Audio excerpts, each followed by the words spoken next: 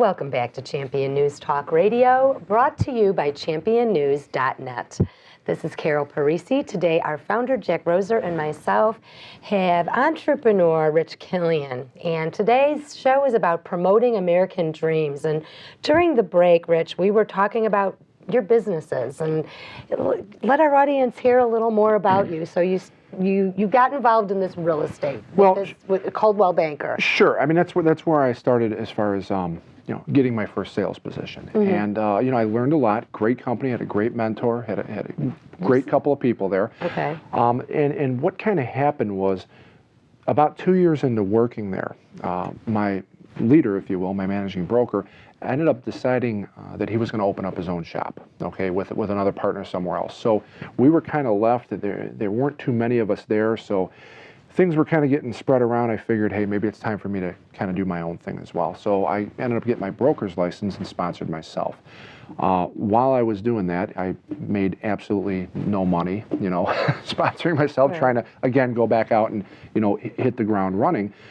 So I started doing labor jobs. I was also a laborer. I've been involved. I mentioned my dad has an environmental company, so I used to be able to get work through some of his contractors as a laborer, removing asbestos. I mean, I had all the licensing, and we can talk about Illinois, how they license in a minute, but got my licensing as a contract, or I should say I started off as an asbestos worker, literally removing asbestos from old buildings. With all of that personal protective gear on, absolutely. You have to do that and stuff. But so I started doing that, and it didn't take me long after being a worker to figure out, well, I see what the contractor's doing, and I see how he's getting the jobs. I see how this is all put together. Maybe I should just open up a contracting company and kind of do this myself. Because you know how when you work, and I'm sure there's a lot of people out there that work for that boss that, they can't stand type thing. Well, it was no mystery there. Same deal. We had we had a guy that nobody liked, and they were always kind of, I don't know why, but always kind of looking towards me as, hey, Rich, what do we do in this situation? What do we do here? So I'm already kind of like showing some leadership skills, I guess. Mm-hmm. Could be, again, the old military coming out, but. Well, you were also a trained engineer. Well, it's a big deal. True. And engineers are usually not salespeople, so I guess I got a good mix here with that. Yeah. But so here I am with this engineering degree. I've got a real estate company that I'm doing kind of during the day, and we're doing these asbestos abatement and demolition jobs at nights and weekends. Because when you go in an office building, you're not going to do that when people are there. Right. You do it nights and weekends. So I'm thinking, well, maybe I can start up another company and do this nights and weekends, but be the contractor, make the bigger piece of the pie here, employ, the guys that want to work with me anyway, and they're kind of pointing towards me to direction in the first place.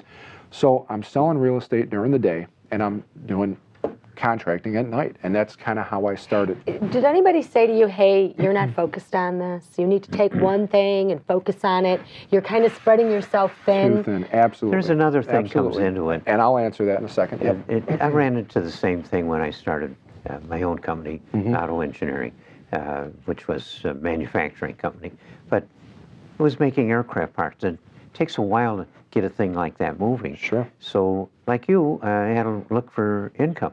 And there was a comic strip back in those days, it was Little Abner.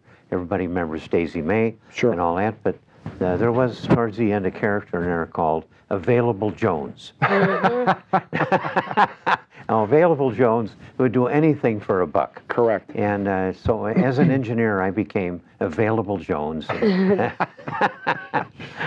Anything to make a buck. Do you think, and just real quick, do you think entrepreneurial people are wired a little differently? And I'm going to say it, ADD, where you can have like 13 balls rolling in the air, but still keep them going. Is it? 100% correct. I mean, you have to be able to multitask, okay? And I guess I owe a lot of credit back to the military again. I mean, it's one of those things where you are forced to, survive or, what kind of figure it outfit out. were you in? I was in the Army, regular Army. Yeah, American Army? Yeah. I would hope so. The infantry for bravery, the cavalry for grit, the engineers for slavery. Oh, that's pretty much it. What were you in? Say again? What branch were you in? I was in the Army. I was field artillery. A what? Field artillery. Field artillery. Jack was also in the Army. Jack. Oh yeah. Huh? Yeah. You were also in the Army. Yeah. combat engineers. Yeah, so That was have a lot in slavery. common. Slavery with rifles. So there's principles, Army principles that taught you discipline. Well, disciplinary, sure, absolutely. And stick-to-itiveness. And I just find it to be so intriguing. 24 businesses. Okay, you bought 3, you started 21. Right. And the 3 I bought were to help somebody out, but I can. Well, that's explain awesome that too. And that's another level there. So you started selling real estate, you got your broker's license, then you went ahead and started being a contractor for asbestos and demolition, mold abatement, all that, all Okay. the environmentally not good things type thing. And then what I did was the third company that I had was actually one that I bought. And then there was a fourth company, which is one I bought as well.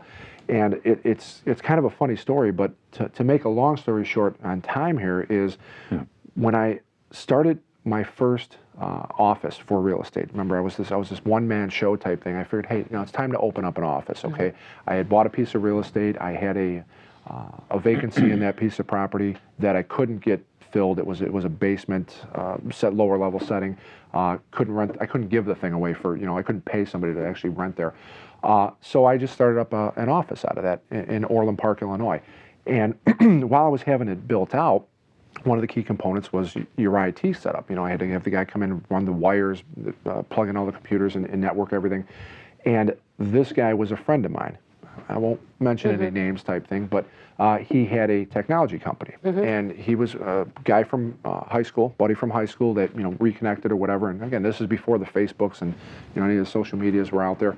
So we got in touch with each other. He wanted to, this was one of his first jobs, was mine. It was I guess, a decent sized job for him. And he wanted half down for the contract, and then the other half when it was complete, which is pretty typical. So I gave him his half down. Well, he started doing the work. We're starting to get behind schedule. And he says, Rich, I apologize, but I kind of under budgeted this job, and I'm going to need the other half to kind of finish up. Could you help me out? I said, sure, and I did. And then time goes on, I call this guy up, and I'm like, without saying his name type thing, where are we at here? We're about 3 weeks behind schedule. He's not returning my phone calls. I'm like, oh, here we go, right? I'm just getting involved in starting my first office, and now I can't get a hold of this guy. Well, he finally calls me. Oh, no, I take this back. I call him back for like the 4th time in a row. A few weeks go by, whatever it is. And his voicemail says, this is so-and-so at XYZ car sales. I'm like, what? So he bails. He goes to work he's selling used cars, literally. And I said, well, what are we going to do here? He goes, I don't know. Maybe I can just, give you the company. So I technically bought the company with the prepaid money I already gave him. Okay. And then I actually hired him back to run the thing. Okay. And we actually turned it around and made a little bit of a So he profit. stopped selling cars and No, came back, he started. He kept selling cars, Rich, but there's a lot of detail in that, Sure. and you're an unusual guy, and you can weather a lot of this stuff. But here in Illinois, there's a lot of people going out of business, fleeing the state or just quitting. Truly, the Democrats have. Listen, I'm an old guy, and I remember what Illinois was back in the 1950s. There wasn't any place in the whole world that had the industrial activity of Chicago, Cook County, Illinois. Sure. That was by far the biggest industrial complex in the whole country by twice. In the world. And yes, in the world. This place was just a absolute seething dynamo of creation. Sure. And the word was, if you can't get a job in Chicago, you can't get a job anywhere. So that's what we had, and these stinking politicians in Illinois have wrecked it. They've killed the golden goose. Mr. Madigan, you're the latest gauleiter of regulations and other crap that have driven decent businesses out of Illinois. So a lot of people have been discouraged by all the regulations and taxes and generally unfriendly attitude to people that are doing anything decent in business. All they want is to exercise their right. They say, we don't want nobody's cent. So if you aren't political, you don't even have a job in their minds. So why would they respect any company. Well, they don't, and they've run people out of here, and they've made it difficult. They're busting the whole state. So people are finding the regulations are driving them away, and yet you're a pretty tough guy here to have survived all those regulations and made a go of it.